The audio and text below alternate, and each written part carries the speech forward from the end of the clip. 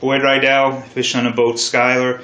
I just want to do a quick video on plugging. I think it's just something that doesn't get a lot of coverage, and I guess a lot of people maybe they don't do it or they're not interested in it. But to me, I think it's a great way to catch striped bass. It's a great strategy move sometimes in tournaments and so forth, and it's also a very productive way to catch bigger striped bass. I know a lot of people I think have the perception that you can't get big fish on plugging, but you definitely can under certain circumstances.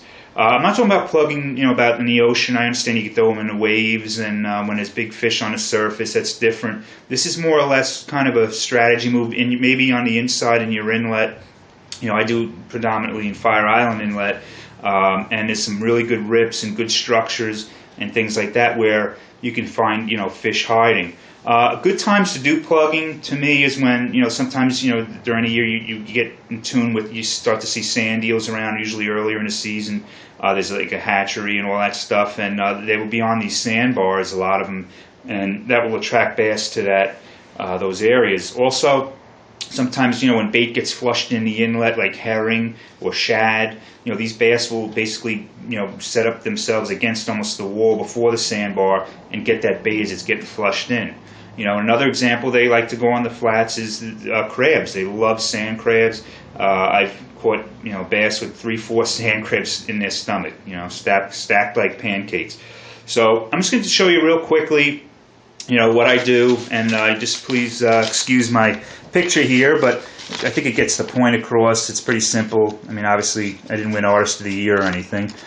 Here I have a sandbar, okay, right there, and then here's deeper water over here, and here's deeper water over here. So this basically will go up on the sandbar, and then it goes back down.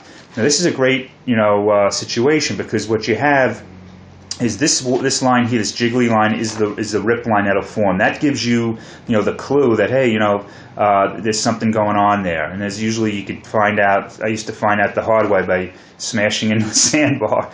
But anyway, once you know it's there, that's what the rip line is there. On a certain tide, maybe the incoming, that rip line will form better, or on the outgoing, maybe this line will form better, and it becomes very visual. Right, so this is an ideal situation. You have a slope down there and a slope down here and a sandbar. There's a good chance that the fish would consider going up there, because they got everything they need in the deeper water. There's a nice flushing effect. Maybe on the outgoing, the bait will get flushed out off the sandbar, and the bass will typically, depending on the tide, be right in this rip line. This is the gold zone, I call it, right? And that side, and then this side maybe on the other tide. That's where they're going to hang out, because that's their best chance of catching, the baits as they get flushed out. And that's, or if, like I said before, if baits comes through the inlet, and as they're coming into the bay, they'll sit right before the sandbar and scoop them up right away.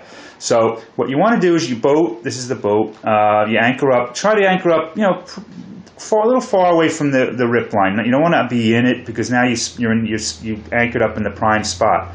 So you anchor up here, and the idea, which I think a lot of people say, go for the home run and cast straight back, right? Cast way on the sandbar. Wow, did you see that cast? And they reel in straight. But if you're ahead of the game, you realize that the target zone is really this whole rip line, right? So why not cast sideways? So what I do is I cast way on an angle, as far as I can, sometimes even directly sideways. Then I let the current pull it out. As soon as the plug hits that rip line, or a little before, I start reeling, right? And I could walk my plug this entire rip zone here, which is the name of the game. And the tide's going to pull, the current will pull your plug, and while you're reeling, it'll create a nice wobble effect all along this line. So I can cast once on this angle, once on that angle, and reel to the middle, that angle, reel to the middle, and I've covered so much more ground than just casting straight out when you're just reeling straight in, right? And the same holds true on that side. It may be incoming tide, for example, and I'll anchor up on that side. I cast one on that angle, one on this angle, reel in. I do usually 5-10 casts. I'm out of there. I go to the next spot that I have, that I do the same over and over again. All right, guys, so that's really it. I'm trying to make it simple. I know there's a little more involved, but I think you should really consider trying it. had a year. I remember it was the Riverview tournament. We got 4th place that year, but it was a horrible weather day. Everybody was, it was wind against tide, and people all day long they said we didn't move at all day long. But under wind against tide, that's a great plugging situation. These rips will stand up more than ever. You can when you anchor up, you take the wind out of the equation theoretically, and you could cast and use the current and have a very productive day plugging. So again, and also boat traffic, another reason to go plugging. So I advise you guys, add it to your arsenal, give it a shot. I recommend the Dandy plugs. I use the yellow, 3.5 ounce. The bigger the better in terms of the plugs.